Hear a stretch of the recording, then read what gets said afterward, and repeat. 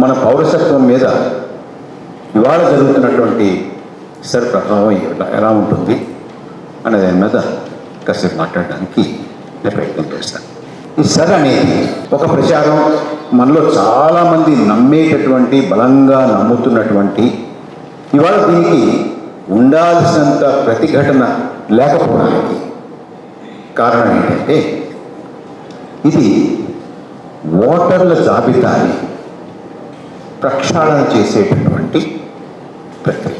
ఇందులో నుంచి చనిపోయిన వాళ్ళని, ఇక్కడ లేనటువంటి వాళ్ళని, ఒకే పేరు 10 చోట్ల ఉన్నటువంటివి, బదిలీ అయిపోయినటువంటి వాళ్ళు, విదేశాల నుంచి చొరబడినటువంటి వాళ్ళు, వీళ్ళని తీసేటటువంటి ప్రక్రియ చాలా నుంచి చేయాల్సినటువంటి ఏ కారణం చేతనో నిర్లక్ష్యం చేయబడింది.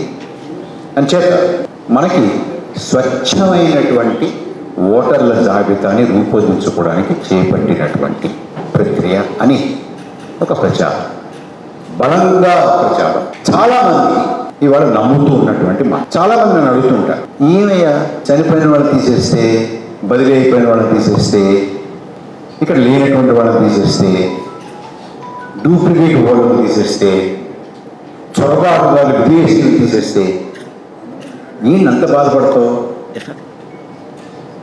ఎందుకు నీకు అభ్యంతరం అని అడుగుతూ ఉంటాను.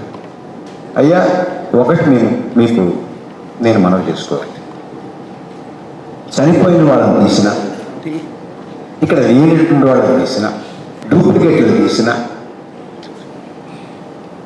చొరబాటుదారులు తీసిన నాకు ఏమీ అభ్యంతరం లేదు. నేను అనుకోను మీలో ఎవ్వరికీ కూడా అభ్యంతరం ఉండదు. నిజానికి చొరబాటుదారులను తీస్తాము, చనిపోయిన వాళ్ళని తీస్తాము, డూప్లికేట్ వాళ్ళని తీస్తాము, అంతే చేస్తాము అని అంటే నేను కూడా ఈ సర్ ప్రక్రియని అమలు చేసేటటువంటి వారితోటి కలిసి నడిచి ఇంటింటికి తిరిగి వాళ్ళందరినీ తీసేయడానికి, స్వచ్ఛమైనటువంటి ఓటర్ల జాబితాని రూపొందించుకోవడానికి నా సాయశక్తులా కృషి చేస్తాను. ఇందులో ఏది అన్నమాట. కానీ ఈ పేరు మీద ఏం జరుగుతోంది అనేది ఇవాళ చాలా స్పష్టంగా మన ముందు. ఇప్పుడే బీహార్లో జరిగింది, అస్సాంలో జరిగింది, బెంగాల్లో జరిగింది, తమిళనాడులో జరిగింది, కేరళలో జరిగింది, పాండిచ్చేరిలో జరిగింది, గుజరాత్లో జరిగింది, మధ్యప్రదేశ్లో జరిగింది, రాజస్థాన్లో జరిగింది, ఇన్ని చోట్ల జరిగింది, లక్షద్వీప్లో జరిగింది, అండమాన్స్లో జరిగింది. ఏం జరిగింది? తీసేసినటువంటి వాళ్ళు ఎవరు అనే దాని మీద చాలామంది పరిశోధన చేశారు. చాలా ప్రతికూలమైనటువంటి పరిస్థితుల్లో పరిశోధన చేశారు. మనం చర్చలో వెళ్ళినప్పుడు ప్రతికూలమైన పరిస్థితులు ఏంటో కూడా మీకు వివరిస్తాను. నేను ఇప్పటివరకు జరిగినటువంటి ఎస్ఐఆర్ ప్రక్రియలో 6 కోట్ల ఓట్లు తొలగించబడ్డాయి. 6 crores. ఇది కనుక ఇలాగే జరిగితే మన ఎస్ఐఆర్ ప్రక్రియ పూర్తయ్యే నాటికి, దేశం అంతా పూర్తయ్యే నాటికి 16 కోట్ల ఓట్లు తొలగించబడతాయి.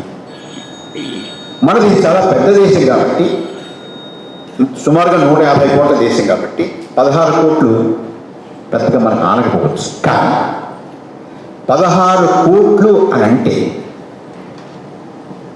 ప్రపంచంలో సుమారుగా 80% దేశాల జనాభా 16 కోట్లు కానీ 16 కోట్లు తక్కువ.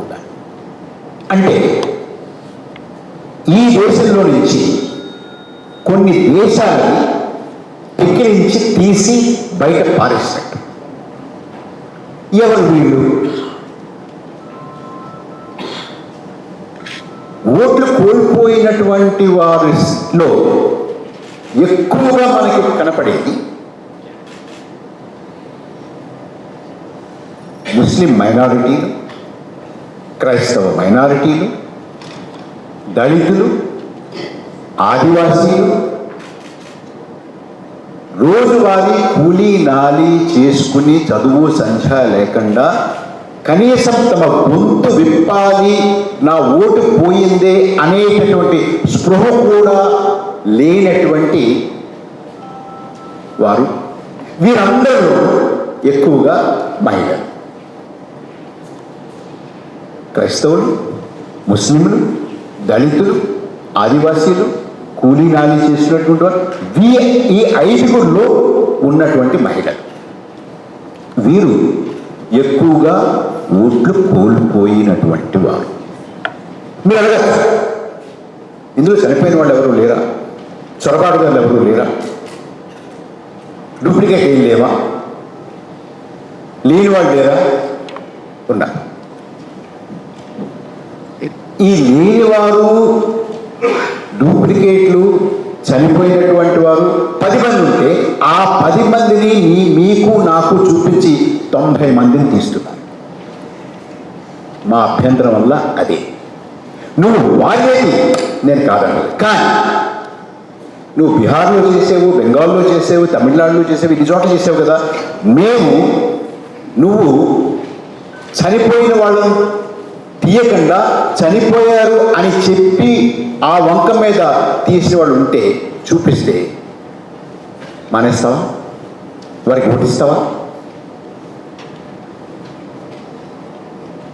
డూప్లికేట్లు తీస్తున్నావు అన్నావు కాబట్టి నువ్వు ఎస్ఐఆర్ చేసిన తర్వాత, నువ్వు ప్రచురించినటువంటి ఎస్ఐఆర్ అయిన తర్వాత ప్రక్షాళన చేసినటువంటి ఓటర్ల జాబితాలు డూప్లికేట్ ఉంటే ఆపుతావా? తీస్తావా? ఒప్పుకుంటావా?